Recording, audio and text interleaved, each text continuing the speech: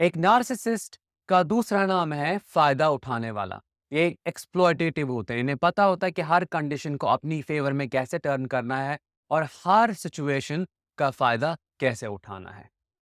ये किसी भी सिचुएशन को छोड़ते नहीं हैं जब तक उसको अपने बेनिफिट के लिए यूज ना करें। सेम होता है तब जब वो अकेले होते हैं आपकी एब्सेंस में।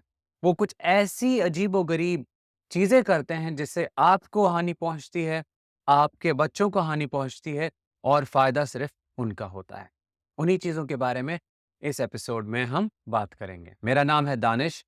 मैं एक साइकोलॉजिस्ट, एक ट्रॉमा थेरेपिस्ट और एक नार्सिसिस्टिक अब्यूज रिकवरी प्रोफेशनल हूं। आज का टॉपिक है 5 weird things a narcissist does when they are alone। 5 strange चीजें जो एक नार्सिसिस्ट करता है आपकी एब्सेंस में। इस एपिसोड को लास्ट तक देखिएगा क्योंकि एंड में मैं एक ऐसा बिहेवियर शेयर करने वाला हूं जो कि होता तो सबके साथ है लेकिन हम उसे नार्सिसिज्म के साथ जोड़ नहीं पाते। पहला बिहेवियर, वो आपके पीठ पीछे आपकी बुराइयां करते हैं। दे back bite and gossip.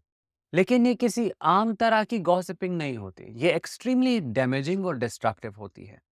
For example, आपके बच्चे हैं इस नार्सिसिस्टिक इंडिविजुअल के साथ।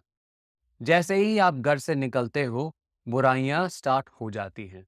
इन बुराइयों के पीछे एक इंटेंशन होता है, एक एजेंडा होता है एक नार्सिसिस्ट का। वो ये है कि बच्चों के मन में जहर डालना, बच्चों को ये मैनिपुलेट करके समझाना कि आपकी मम्मी या आपके डैडी एक बुरे इंसान हैं और वो नहीं चाहते कि हम सब साथ में रहें। वो हमेशा से लड़ते आए हैं मेरे साथ और मैं एक विक्टिम हूँ। इसको कहते हैं गैसलाइटिंग। रियलिटी को डिस्टॉर्ट करना, जो कि होता है उसका उल्टा कर देना और ऐसे एनवायरनमेंट शेप करना कि दूसरों को यकीन हो जाए नार्सिसिस्ट की बातों का। फॉर एग्जाम्पल, वो उनसे कहेंगे कि तुम्हें पता है जब हम परसों लड़ाई कर रहे थे तुम्हारे डैडी और मैं, तुम्हारी मम्मी और मैं, तब उन्होंने कैसे रिएक्ट किया, कैसे वो चिल्ला रही थी या चिल्ला रहा था मुझ पे और मैं बस उस कोने में सहम गया था, सहम गई थी, मैंने कुछ नहीं कहा। मेरे साथ हमेशा ऐसा ही होता है, ताकि वो उन बच्चों की सिंपैथी गेन करे और उनको ये रियलाइज़ करवाए कि उनका दूसरा पेरेंट एक मॉन्स्टर है। अब आप पूछोगे इस सब से उसे क्या मिलता है? फ़ायदा। जितने लोग उसके साइड पे होंगे, उतना ही वो आपको आइसोलेट कर पाएगा और उसे मज़ा आता है उस आइसोलेशन में क्योंकि वो देखता है कि आप अकेले पड़ गए हो और जब वो देखता है आपका अकेलापन, उसे लगता है वो बहुत ही ज़्यादा ग्रेट है, उसके जैसा कोई नहीं। आफ्टर ऑल, नार्सिसिज्म ग्रैंडियोसिटी के बारे में ही तो है। नार्सिसिज्म का मतलब ही है ईगो सेंटर्डनेस। बात सिर्फ बच्चों तक ही सीमित नहीं रहती।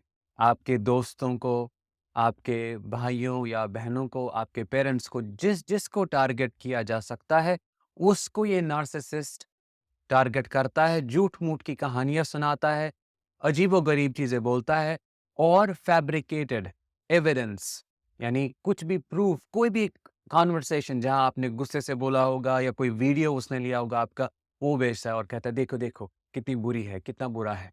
इस तरह से वो आपकी रेपुटेशन को डिस्ट्रॉय करते हैं और आपकी इमेज को खराब करते हैं। दूसरा बिहेवियर, वो घर को बिल्कुल ऑर्गेनाइज नहीं रखते।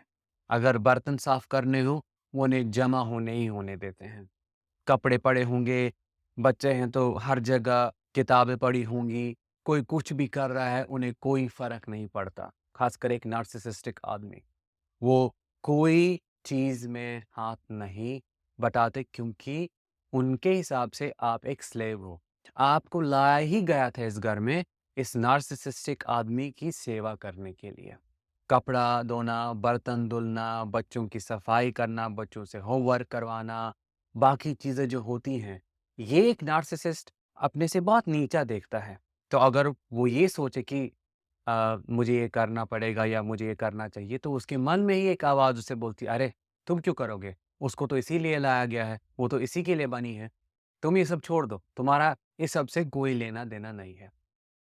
अगर आपको पता नहीं, मेरे दोनों पेरेंट्स नार्सिसिस्ट हैं। मेरी मदर कोवर्ट नार्सिसिस्ट हैं, छुपी हुई नार्सिसिस्ट, और मेरे फादर ओवर्ट नार्सिसिस्ट हैं, ग्रैंडियोस एरोगेंट टाइप के नार्सिसिस्ट।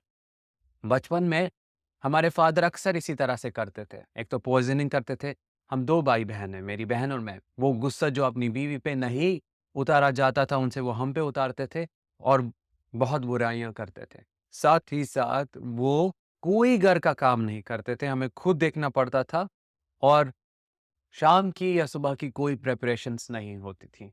क्योंकि वो जानबूझ के लोड बढ़ाते थे ताकि जो आने वाला आदमी हो उससे घुटन हो और वो रोए, वो कंप्लेन करे और फिर जाके नार्सिसिस्ट उसको अनग्रेटफुल बुलाए या कोई लड़ाई हो जिसमें नार्सिसिस्ट को सप्लाई मिलेगी। तीसरा बिहेवियर, तीसरी चीज़, ये सबसे ज़्यादा पेनफुल है। वो आपके ऊपर चीट करते हैं, दूसरों के साथ फ्लर्ट करते हैं, ऑनलाइन जाके अलग-अलग वेबसाइट्स पे जाके सप्लाइज़ को टारगेट करते हैं, इर्रेस्पेक्टिव ऑफ जेंडर। मतलब ये नार्सिसिस्ट आदमी भी हो सकता है या औरत भी। सेम एक ही बिहेवियर डिस्प्ले करते हैं और वो है चीटिंग का। उन्हें मज़ा आता है, थ्रिल होती है उनके लिए चीट करना। जैसे एक चोर जब चोरी करता है तो उसके लिए एक थ्रिलिंग एक्सपीरियंस होता है। क्यों? क्योंकि वो नहीं पकड़ा जाता और वो लूट लेता है चीज़ें। वो उसके लिए सबसे बड़ा मोटिवेशनल फ़ोर्स होता है। वैसे ही एक नार्सिसिस्ट के लिए ना पकड़ा जाना एक बहुत बड़ा मोटिवेशनल फ़ोर्स है। और पीठ पीछे ये सब करना कि देखो मैंने तो बेवकूफ़ बना लिया, देखो उसको तो पता नहीं चलेगा, वो उसके लिए सबसे मज़ेदार चीज़ होती है। साथ ही साथ वो एडल्ट वेबसाइट्स पे भी जाते हैं और अलग-अलग तरह की एडल्ट वीडियोज़ देखते हैं।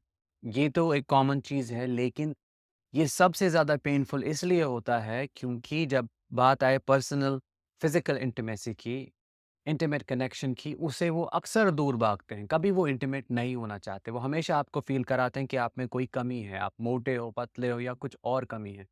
लेकिन वही व्यक्ति, वही औरत, वही आदमी जाता है एक स्क्रीन पे किसी और औरत या आदमी को देखने के लिए और फिर सेंसरी प्लेज़र गेन करने के लिए, अपने आप को वो खुशी देने के लिए जो वो कभी नहीं पा सकता या जो उसने आपसे पाने की कभी असली कोशिश नहीं की। चौथा और बहुत अजीब बिहेवियर, वो अपनी पिक्चर्स, अपनी वीडियोज़ को कंटिन्यूअसली देखेंगे, ज़ूम कर के देखेंगे। हर एंगल से देखेंगे क्योंकि नार्सिसिज्म का दूसरा नाम ऑब्सेशन ही है, तो वो ऐसा करेंगे ही करेंगे। हर टाइम वो अपने ही बारे में सोच रहे होते हैं या अपने ग्रुप्स के साथ जो कि नार्सिसिस्टिक ग्रुप्स हैं उनसे सप्लाई ले ले रहे होते हैं। वहाँ आपको एक्सप्लॉइट किया जाता है, वहाँ आपका नाम उछाला जाता है और फ़ोकस उन पे ही हमेशा होता है। वो बैठ के घंटों-घंटों अपने आप को निहारेंगे, एक डिलूज़नल वर्ल्ड में रह के जहाँ वो कोई सेलिब्रिटी हो। इसी तरह से वो टाइम गुज़ारते हैं अगर उनके पास कुछ और करने के लिए ना हो। 5वीं और सबसे ज़्यादा अजीब चीज़, वो आपकी चीज़ों को खंगालते हैं। आपके पर्सनल आइटम्स में जाके आपके पैसे चुराते हैं। हाँ, ये मैंने होते हुए देखा अपनी आँखों से। आपकी ज्वेलरी चुराते हैं, आपकी चीज़ें पढ़ते हैं, आपकी जर्नल्स देखते हैं कि आपके मन में क्या क्या चल रहा है। उनको चाहिए होती है इन्फॉर्मेशन। उनको रहना है अप टू डेट ताकि वो परफेक्ट अटैक लॉन्च कर पाएँ। आपकी चीज़ें तोड़ते हैं, फोड़ते हैं, कपड़े काटते हैं। ये भी मैंने सहा है और होते हुए देखा है। ये सब करते हैं और फिर जब आप आते हो और पूछते हो, "ये क्या हो गया? ये किसने किया?" "मुझे नहीं पता।" पता नहीं कौन से सपने देख रही हो या देख रहे हो। क्या पता किसी भूत ने किया हो, तुम तो हमेशा कहती हो ये होता है, वो होता है या कहते हो। ये सब वहीं से हुआ होगा, मेरा इससे कोई लेना-देना नहीं है।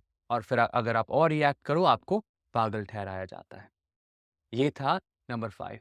इन पाँचों में से आपके साथ क्या-क्या हुआ है? कमेंट्स में ज़रूर बताइएगा और इस एपिसोड को जितने ज़्यादा लोगों के साथ हो सके शेयर कीजिएगा। मैं मिलूँगा आपसे अगले एपिसोड में, तब तक के लिए let the healing begin and continue.